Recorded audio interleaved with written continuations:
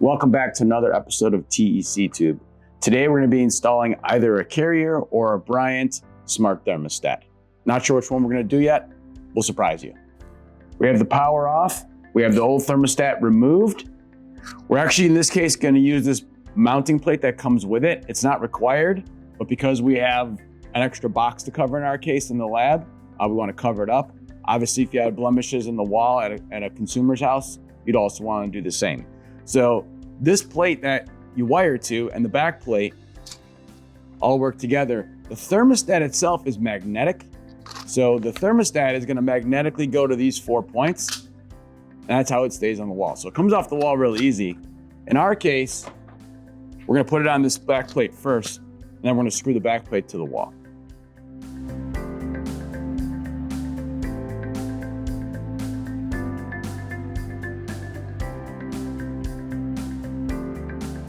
Today we're going to be wiring up a standard single stage furnace with single stage AC, but this thermostat can in fact support more than that. So for starters, there's a small jumper down here for a separate RH and RC. So for example, if you were going to control, say, a boiler that had a transformer and a fan coil that had a separate 24-volt transformer, you would need to support an RH and an RC, in which case I would remove this jumper, take it out, and then you would wire the boiler to RH and the fan coil to RC. In our case, it's a gas furnace with an AC, so there's only one transformer, so we are going to leave the jumper in. There's some standard terminals you're all familiar with, obviously Y1, W1, G. Those are all common ones. C for power. The stat does need a common wire. It has a Wi-Fi chip. Pretty much almost every Wi-Fi thermostat needs to have an R and a C for power. The ones that are unique in terms of terminals, there's two labeled ACC for accessory. That would support a humidifier, or maybe even a dehumidifier or a ventilation system, something like that. We'll talk about that. And then we have this one labeled Y2/A2, W2/O, and W1/A1. So if you're doing standard gas furnace with AC, then you're using W's and Y's. If you're doing a heat pump, then W2 becomes the O terminal for the reversing valve, and the W1 becomes auxiliary 1. So let's say you had a two-stage heat pump. You would wire the heat pump to Y1, Y2, and you'd wire your auxiliary heater to A1 and your reversing valve to O. Let's say you had a single-stage heat pump, but you had a two-stage electric heater or gas furnace. Then you would wire the heat pump to Y1 and O, and then you would wire the auxiliary heater to A1 and A2. This thermostat will not, however, support a two-stage heat pump with a two-stage auxiliary heating system. It could do two stages heat pump, one auxiliary, or it could do one heat pump, two auxiliary, but not two and two. All right, let's get this thing wired up. Stage furnace with single stage AC, back plates mounted, terminals are all wired up. As mentioned earlier, this is magnetic, so it just pops on here. And we'll go ahead and re-engage the power. I can use either the Carrier Service Tech app or the Bryant Service Tech app. It doesn't matter which one. I'm gonna go ahead and use the Bryant one right now since that happens to be the stat I mounted, but I could put the Bryant on Carrier and vice versa. I don't have to sign in this case. I can do it as a guest. You can sign in if you want to. I don't need that access for today's purposes. So I'm gonna click guest. I'm gonna click connect to equipment. And there's obviously a couple different things I can connect to. Today, I'm gonna choose smart thermostat via Bluetooth.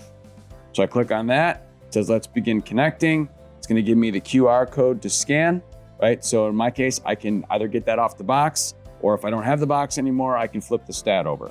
So I'm gonna do that. On the back of the stat, there is a QR code. All right, put my stat back on the wall. Connection instructions, stand within 2 feet of thermostat, done. Perimeter lighting will blink blue when the stat is ready, which you can see there's like a blue bar going around the outside. Connection successful. I'll press continue. All right, so the first question, do I have an AC or heat pump on the outdoor? In this case, I have an AC. After I start selecting these, it'll pick the terminals that I need to actually have on here. My indoor unit, furnace or fan coil. Fan coil is what Carrier and Bryant call an air handler. I'm gonna pick furnace in my case. I'm gonna say next. Is it a single or two stage? In my case, it is a single stage, so I'm gonna hit next. And the furnace, single or two stage? Single in my case, so I'm gonna hit next. Fan on with heat, enabled or disabled. I'm gonna go ahead and choose enabled, right? And what that would do is that every time I call for the fan or call for heating, the fan would also turn on. I could do that, or I could pick disabled, which means that when I call for the W signal on the furnace, the fan will not be engaged. For a gas-fired furnace, that would be preferred. In this case, because then I don't have to have the heat exchanger blow cold air. It'll blow, wait till it warms up and then it'll blow. So I'm gonna hit continue there. Accessories available, my choice is currently none. I can also pick, as you can see from the drop-down, humidifier, dehumidifier, and ventilator. I do not have a humidifier, but I'm going to select that for today's purposes so we can see the screen later on. And I'm gonna press next.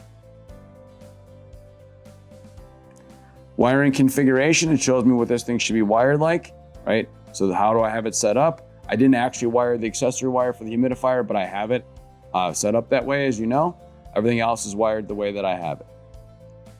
Apply this configuration. So now it's gonna save that down to the thermostat. So now the thermostat knows what kind of thermostat it is. It's a one-stage heat, one-stage cool with a humidifier attached to it. Now press continue. I can let the factory settings go, right? And then just everything just is what it is, and I can start the system up.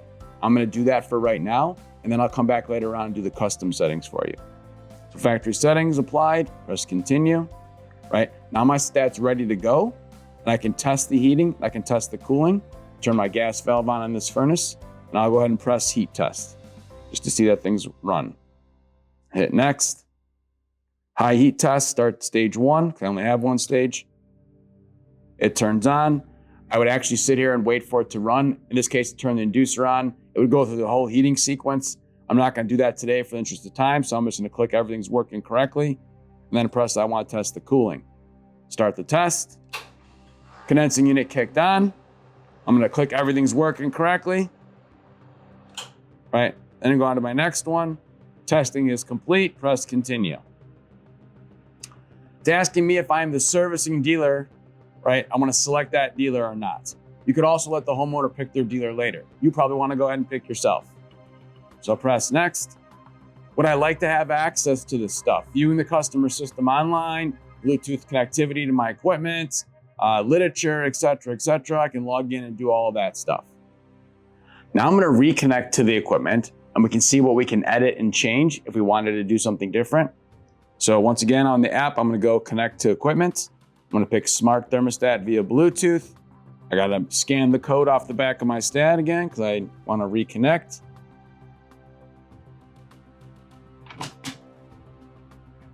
Press continue. I gotta wait for the blue light, then press continue. Connection successful, continue. Now you notice my screen is a little bit different. In this case, it's showing me what I already have on there, and I can go ahead and make changes to that. So I can configure the system differently. I can also change any of the settings on here or go back to the testing mode. So for example, if I go to system configuration and I press edit, I can change what kind of equipment it is. I currently had single stage AC and furnace. I'm gonna keep it that way, but I could change it to a heat pump or whatever I needed to do in that regards.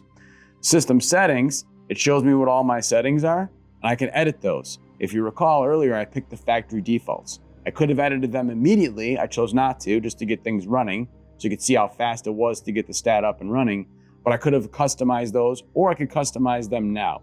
So for example, when I hit edit on here, I can go in and tell it that I have a different number of stages on here. I can tell it I want to stage it differently, right? So when I want to bring the next stage of heating and cooling on, I could change my cycles per hour like you could on a traditional old school stat. My set points on here, I can edit those. The customer can also edit those from their screen. The default set points are fairly decent. The max heating set point and minimum cooling set point are how far they can go up and down. So they can't run it below 60, which is very generous. They can't run the heating above 85, also very generous. Personally, I would edit those down a little bit so it's not crazy. Like you shouldn't be heating above 75 in most cases, and you shouldn't be cooling below like 67 maybe. But you don't have to do this. This is just stuff I'm choosing to do. The default cooling set points are 73 and default heating is 70. Those are pretty good. If I wanted code compliance, I'd have to go 70 and 75. Once again, the customer can change those things. And the set point delta, default is to 3. That's as close as you can put the two set points together when using the auto mode. You could separate them as high as 5. I would leave it at 3 though. The fan settings, I can have this thing run X amount of purging, if you will, X amount of time, right? So I can go all the way up to the maximum 90. But I'm just going to leave it here. I don't need a fan purge before my sequence starts. Overcool to dehumidify. This is available irregardless of whether I choose a humidifier, dehumidifier, or something else. Most of our thermostats, this one included, you can overcool the dehumidify, which means I'll give it a humidity set point, a dehumidification set point. And even if the temperature is good, it met my set point for cooling, it could still run the cooling to help dehumidify. So I'm going to turn that on. I would always put that on. I turn it on for Ecobee. I turn it on for Infinity Evolution Ion. In this case, I'm going to turn it on for this stat as well. I always use this. My dry mode set point, if I click on that, I can pick what I want that to try to get down to from a dehumidification percentage standpoint. 55 is actually pretty good. I'm going to leave it there. Normally, you want to keep this space below 60% relative humidity. Most of the time, these sequences of operation for thermostats will kick it on at the set point and then let it float back up before it kicks it on again. So in this case, it'll kick it on in the high 50s and drive it back down to 55. Overcool set point, I'm going to actually change that up to 3. My choices are 1, 2, or 3. 3 means it'll allow to overcool the cooling set point by as much as 3 degrees if needed.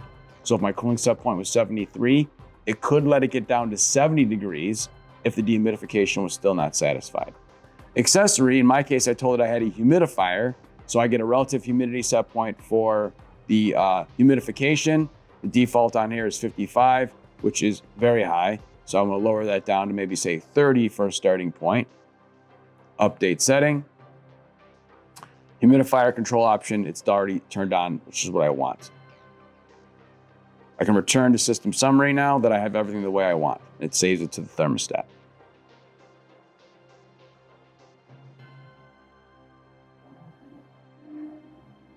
Then down below that, the other 2 things that are on here, I can test the system, which I already did, so I don't need to do that again. And I can also change my servicing dealer, link to current dealer, which is me in this case, right? But I can associate this device with my dealership. Now we're going to go ahead and set up the second thermostat. In this case, we're going to set it up for a heat pump so we can see that type of application. So once again on the app, either the Carrier Technician or the Bryant Technician mobile app, we'll click Connect to Equipment, we'll pick Thermostat, we'll scan the QR code off the back of the stat.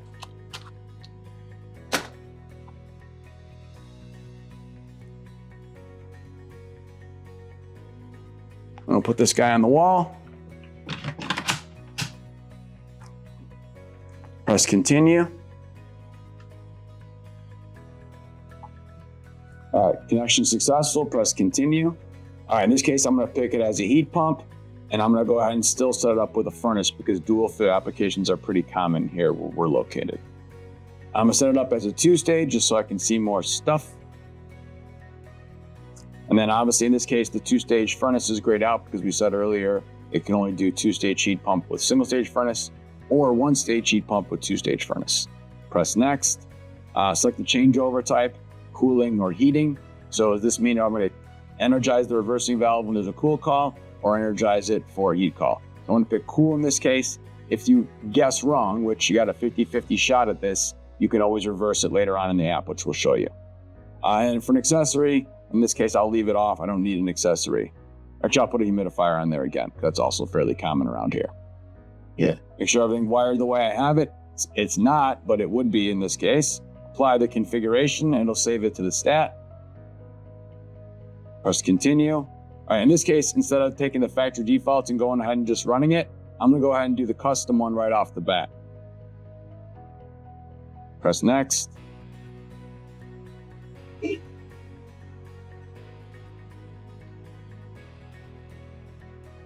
All right, stage settings. I can go ahead and tell in this case, because I said I had a multi-stage piece of equipment, I can tell it when I want to energize each stage. So in this case, I'm going to energize the cooling when it's 1 degree out of set point. I'm going to energize the cooling when it's 2 degrees out of set point for second stage, and that's probably fine, right? And the same thing for heating mode. I don't need to do anything further or deeper than that. I can also change the cycles per hour like we talked about before. I have lockout settings on here because it's a heat pump. So I can lock out the compressor below a certain temperature, right? So I can click on that, say I want to use the lockout, and I want to lock it out when it's below, I don't know, in this case I'll say 45 degrees. In reality, I would calculate the heat pump balance point, but I didn't do that in this case, but we have a separate video on how to do that. Auxiliary heat lockout, so I want to lock out the furnace at a certain temperature. All right, so I'm locking out the compressor when it's below 45. Maybe I want to lock out the furnace when it's above 50, and between 45 and 50, the stat can choose.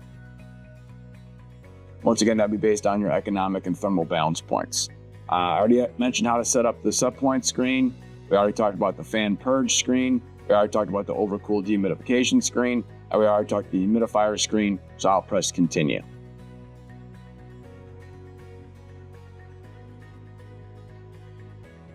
So now my thermostat says it's connected to a heat source. It's a dual fuel application, 2-stage heat pump, 1-stage gas heater. And all my settings are on there. I have the same kind of test checkout mode I had earlier, and I can link it to my dealership like I did before.